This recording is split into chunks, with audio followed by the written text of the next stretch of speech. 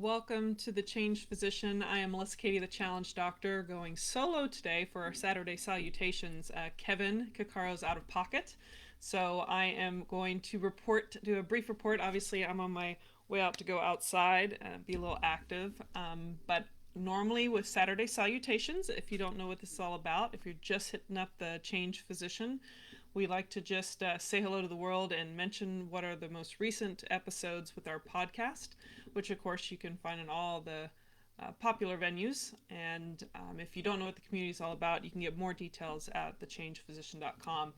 But I wanted to say this has been a super busy week in a good way, and very grateful. Actually, we've gotten a little bit of rain, not too crazy storms here in Austin, and some other parts have not been so lucky, but over the course of this past week, we did have a continuation of part 2 and part 3. If you missed last Saturday Salutations, we discussed that Kate Othis, who is the CEO of Health Professionals Alliance, also known as HPA, which you can find at hpamembers.com. Our second and third portion of the conversation that we separated into multiple episodes.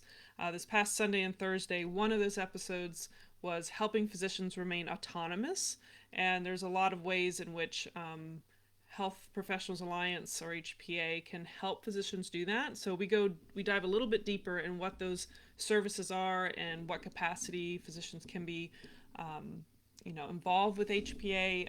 The beauty of it is that it's 80%, or that's a target for physician-owned.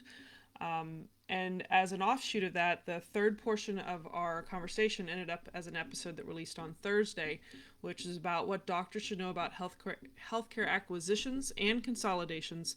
There's a lot that goes on in the business world of medicine, a lot of pros and cons to this. It makes it quite complicated, but we kind of touch on why these things are occurring, why doctors should know about them, and it's the predominant reason that HPA exists is to help physicians remain autonomous. And for a lot of specialists out there, there's a lot of services probably immediately they could utilize, even primary care physicians.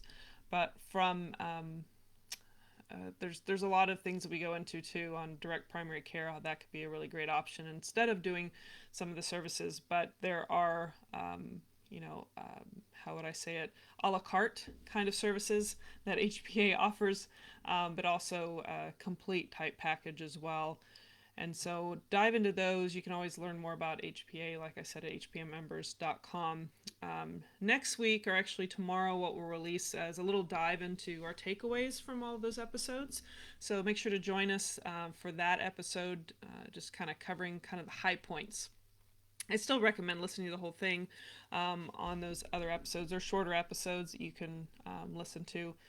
And then there'll be another one that releases not related to Kate Othis or HPA on Thursday. So you'll have to hang tight for that. And we should have Kevin back to do a little Saturday Salutations next weekend.